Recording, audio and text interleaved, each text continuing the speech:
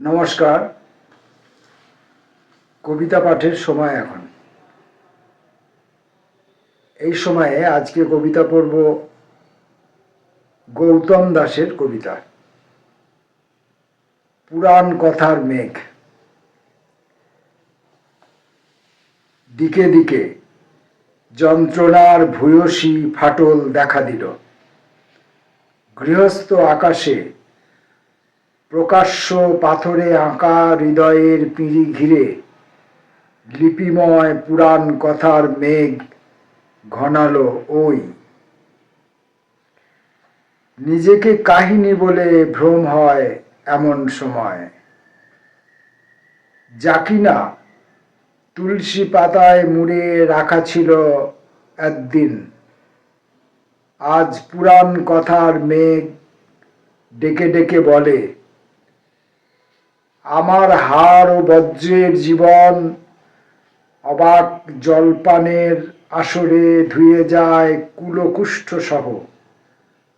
দেখো, এবং কি অদ্ভুত গেয়ে ওঠা গানের শরীর ফুঁসে ওঠে। প্রকাশ্য পাথরে আঁকা গৃহস্থ আকাশে সূর্য প্রণামের একটি ছায়া দুলছে, তো দুলছেই এ সংসারে। গৃহস্থবাদ।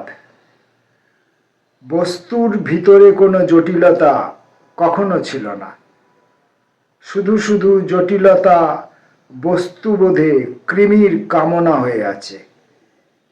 এ এমনই আরোপণ। পাছে কেউ ফিরে যায় অবসাদে, তাই গৃহস্থবাদের খাদে ফুটেছে রহস্য ফুল। ফুলে কোনো রহস্য কোনোদিন কখনো ছিল না। রহস্যে রয়েছি বলে রসিকতা তর্কাতর্কি হয়েছে অনেক, তবু আহা সমাধানে পৌঁছতে পারি না। আজও তুমি কেন রোজ রাতে শঙ্খ হয়ে বাজো, আমি কেন সারাদিন সূর্য রেণু কুড়িয়ে বেড়াই পথে ঘাটে। ভারতীয় এই ভাবনা, ভাবনার ভারতীয় অন্ধকারে মারুলি চাটে ফুরে যায়।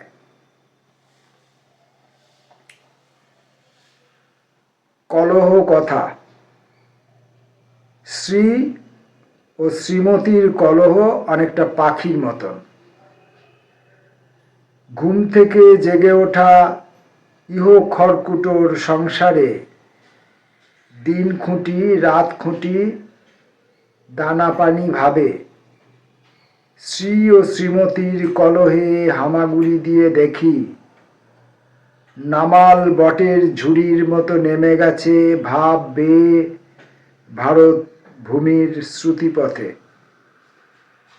যেখানে প্রহরী প্রহরী প্রহরী প্রহরী আর দশভুজা দরজা জানালা খোলা।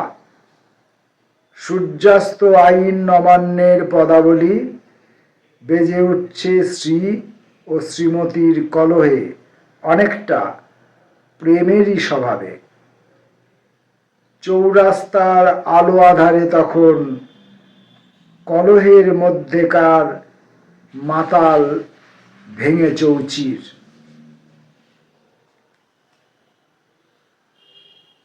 চৌরাস্তা চরিত। একগাদা চৌরাস্তা চৌরাস্তার মাথায়। জটলা পাকিয়ে গেছে বর্ণালী আবহে, সারা গায়ে ফুটে ওঠা নুন আর ছাই আর কল্পনাপ্রবণ কীটের আগ্রাসন। লিখিত ললাট আরো গভীর রহস্য টানে নাভিকুণ্ডে। কারো পূব দিক তো কারো পশ্চিম, কারো উত্তরে পা তো তাই কারো দক্ষিণে পদযাত্রা। চৌরাস্তাগুলো চৌরাস্তার মুখের কলা, মাত্রা ইত্যাকারে শ্বাস নেয় বাড়ে। বৃত্ত রচনা করে অন্ধ লক্ষণ, মুখে মুখে বৃন্দগান গায়, বাতাস দাঁড়ায় কেন্দ্রে পুলিশি বাঁশিতে, নিয়ন্ত্রিত ফুঁয়ে। কীটের শাসন কতদূর? কিছু একটা।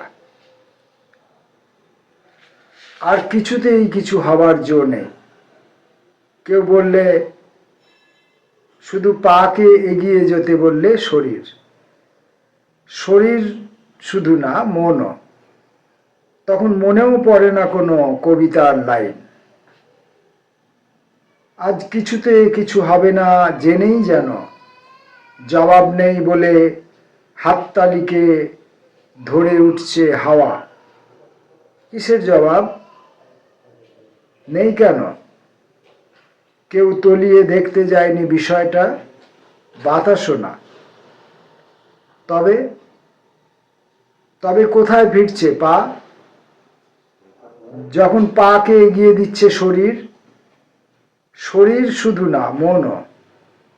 মনে একটাও চড়ুই উঠছে না। হ্যাঁ, সকলের মুখ আরো ভাবলেশীন, যে আমি একটুতেই কেঁদে ফেলি, যে আমি কাঁদিনি কোনো কালে, সব এক। কি করে হয় আমি বুঝতে পারি না। বুঝতে পারি না কেন আজ কিছুতেই কিছু হবার নয়, নাকি তলে তলে কিছু একটা।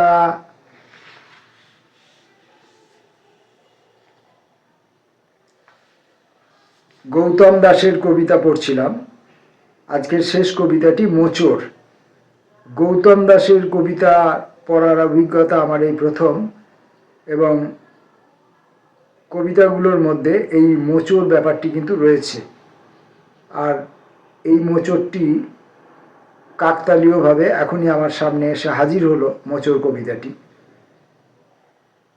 তাই বর্তমান কবির নাম মোচড়।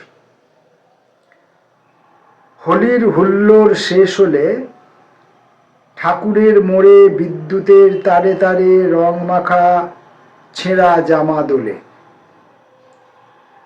রং ধুয়ে খালি গায়ে ফেরে সব ঘরে স্পর্শ ঢেউ। নিচুস্বরে ঝরে যায় দিনের অপেরাক্রমে। তার ওপরে চাঁদের দখলদারি শুরু হলো রং মাখা জামায়। আর এক ঢেউয়ের স্পর্শে ছেঁড়া জামা খোঁজে কৃষ্ণদেহ। নক্ষত্র আকুতি মাখা অপ্রাকৃত হাওয়া তাকে জানায় কোন রাধার খবর।